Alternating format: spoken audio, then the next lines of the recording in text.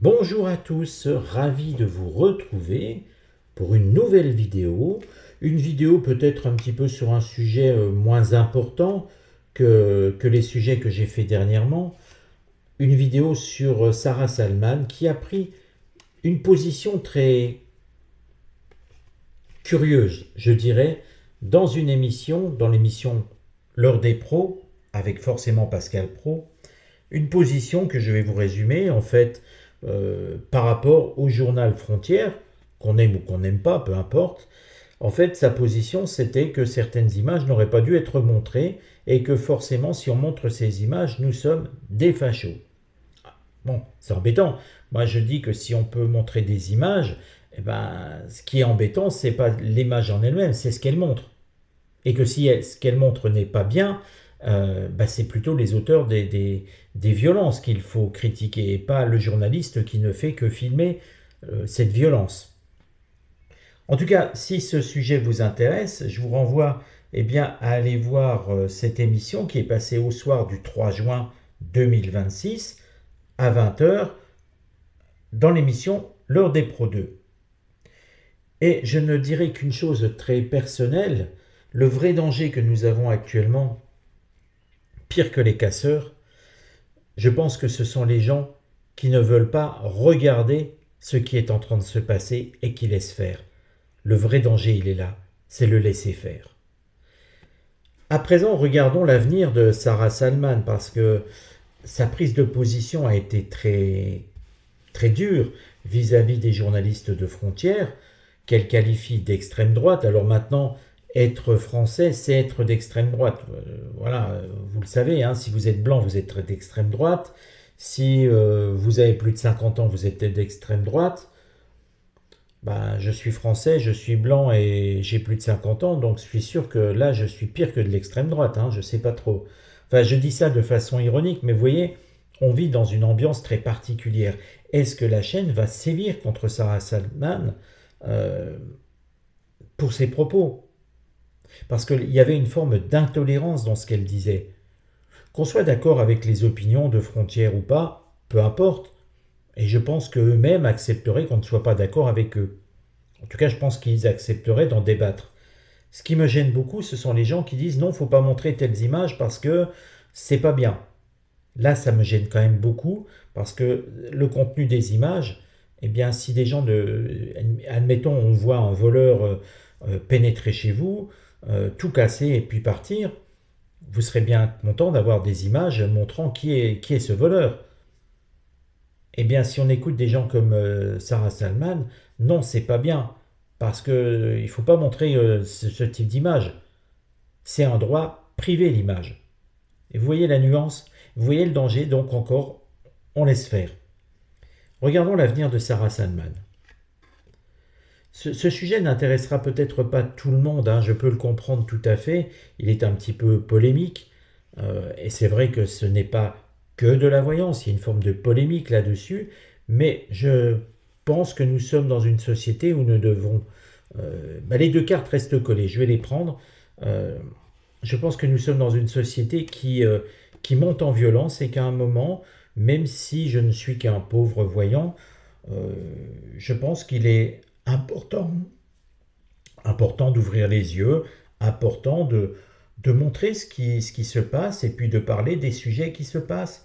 On n'est pas là uniquement pour parler des drames comme la pauvre Liana, on n'est pas là pour parler que de Macron, mais on est là aussi pour, eh bien, quand il y a des sujets polémiques, eh bien, de voir les conséquences qui seront là pour la personne qui a créé cette polémique.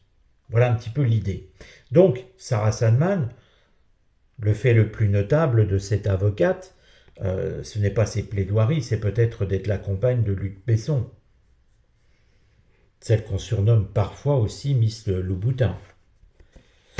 Donc vous le voyez, pardon, désolé de cette petite toux, euh, son avenir déjà c'est d'être droite dans ses bottes pendant quelque temps. On ne la sent pas changer d'opinion, ce qui veut dire que on va la entendre sur le sujet.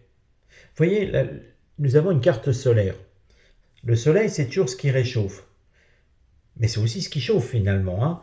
Et plutôt que d'être dans l'apaisement, eh bien j'ai le sentiment que Sarah Salman va être plutôt dans dans la confrontation, pas martienne, voilà, sans pas aller de l'avant et puis à prendre la parole et à hausser le ton. C'est peut-être pas son genre, tout simplement.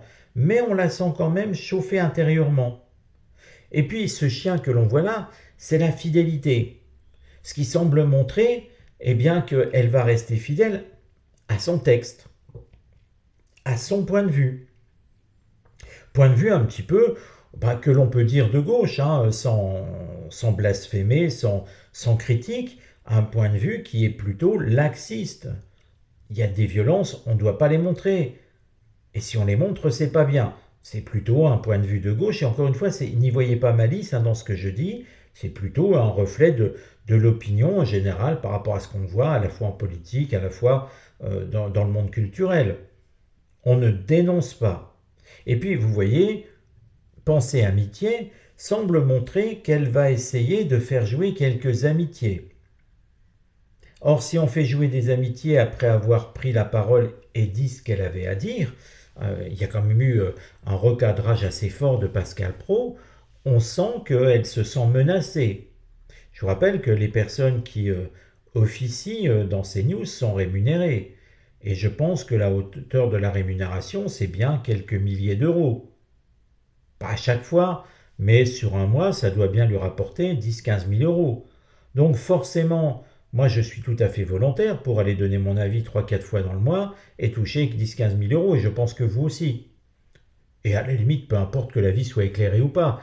Vous voyez, on ne se place pas avec Sarah Salman sur un point de vue juridique. Elle est avocate, elle aurait pu dire d'un point de vue juridique telle ou telle chose. Ça aurait été intéressant. Mais là, elle reflète son opinion. Nous pouvons tous aller donner notre opinion. Parmi vous, vous pouvez tous le faire. Et à 10-15 000 euros, je pense que vous levez tous la main et on arrivera même à se faire de la concurrence. Vous voyez, et ça, c'est peut-être pas très normal parce qu'elle n'a pas autorité pour donner son opinion particulière, si ce n'est qu'elle est la compagne de Besson. C'est ça qui m'embête le plus. Pas qu'elle soit sa compagne, mais que sa seule notoriété, ça soit d'être la compagne. Vous voyez? Et là, elle va faire jouer ses amitiés. Ça m'embête. On a presque l'impression, j'ai fait une bêtise hier, tu peux pas me soutenir un petit peu, m'enlever cette épine du pied. Vous voyez, on est un peu dans ça. Alors, ce qui va aller contre son avenir, la communication. La communication. Ici, nous avons le changement.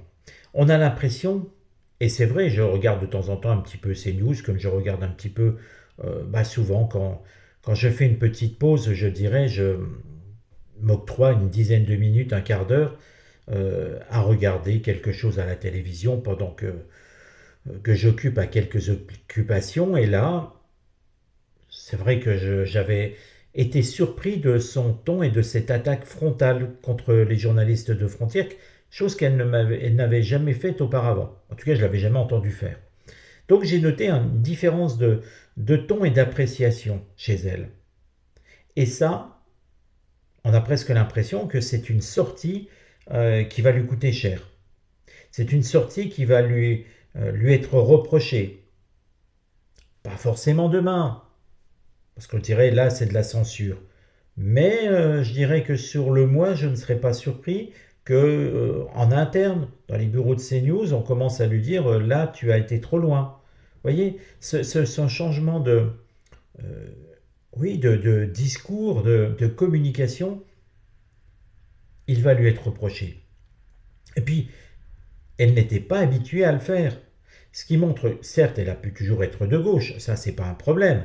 C'est bien d'ailleurs la pluralité, c'est bien d'avoir des opinions de droite, du centre et de gauche, des gens qui ne sont pas d'accord entre eux. C'est ce qui donne la richesse d'une émission. Mais ce qui est embêtant, c'est quand on attaque sur des idéologies. C'est-à-dire qu'on n'attaque pas sur des arguments, on attaque sur ce que fait souvent malheureusement beaucoup de personnes. Tu es d'extrême droite, donc tu es pas bien. Ça, c'est pas un argument. Déjà, l'extrême droite, elle a disparu quand même depuis très longtemps. Donc c'est quelque chose qu'on ne doit pas mettre en argument. On pourrait dire que c'est des images qui n'existent pas. Ça, effectivement, ça aurait été un argument, mais ce n'est pas le cas. Enfin, vous voyez, il y avait plein de choses à dire, mais pas ça. Le conseil pour Sarah Sandman, bah, c'est de partir. Ah, là, l'oracle est très clair, avec cette carte martienne, une carte d'action, une carte d'action violente. En fait, l'oracle conseille à Sarah Salman de démissionner et de ne plus se représenter. Ça sous-entend quand même plusieurs choses. L'oracle lui conseille de partir la tête haute, tant qu'elle a encore les cartes en main. Ce qui pourrait montrer que derrière, elle va se faire jeter comme une malpropre. Désolé du terme, c'est un peu familier, mais c'est quand même un peu ça qui va se passer. Et vous le savez, dans ces cas-là, c'est plus facile de partir la tête haute que de se faire jeter.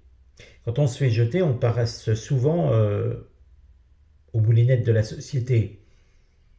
On passe un peu aux oubliettes. Là, si elle part la tête haute, elle pourra encore se dire « j'ai pris les devants, j'ai eu le contrôle de la situation », et peu importe les propos qu'elle a tenus, mais en ayant le contrôle de la situation, elle pourrait ensuite monnayer encore ses interventions dans d'autres émissions, sur d'autres chaînes. Si elle se fait jeter, elle sera rabaissée et à part son métier d'avocate, elle ne pourra plus avoir grand-chose. Vous voyez que là, on commence à se dire, ça sent un peu le roussi pour elle. La synthèse de tout ça, c'est la carte de la trahison. Une carte émotionnelle. Et on a l'impression qu'elle a parlé sur le coup des émotions et qu'elle a, je dirais, trahi quelque part des engagements. Peut-être on lui avait dit de ne pas attaquer telle ou telle chose. Il faut se rappeler que sur CNews, Frontières, si je ne dis pas d'ânerie, ils ont une émission quotidienne. Je crois que c'est autour de midi, quelque chose comme ça, avec des intervenants voilà, qui sont dans une ligne éditoriale qui leur appartient. Là, on a l'impression qu'elle a donné un coup dans quelque chose qu'elle n'aurait pas dû et qui va être ressenti comme une trahison, avec tout un côté émotionnel. Alors bien sûr, il y a des gens, peut-être parmi vous, qui n'aiment pas ces news. C'est tout à fait votre droit. D'ailleurs, il ne s'agit pas de dire on aime ou on n'aime pas. Là, il s'agit de regarder l'avenir de Sarah Salman. Et cet avenir, je ne le vois pas à ces news. Là, deux choses, on lui conseille de démissionner. On lui dit qu'elle a été trop loin, ici, qu'elle a trahi quelque chose. Donc, quand on analyse un petit peu ce qu'elle peut avoir trahi, comme je vous l'ai dit, c'est d'attaquer finalement des gens qui travaillent sur la chaîne ou qui travaillent pour la chaîne. En général, on n'aime pas trop dans les rédactions. Et imaginons que, tiens, sur C'est à vous, je crois que ça passe sur la 5. Imaginons dans une autre émission de la 5, quelqu'un attaquer Patrick Cohen en disant que c'est un clown.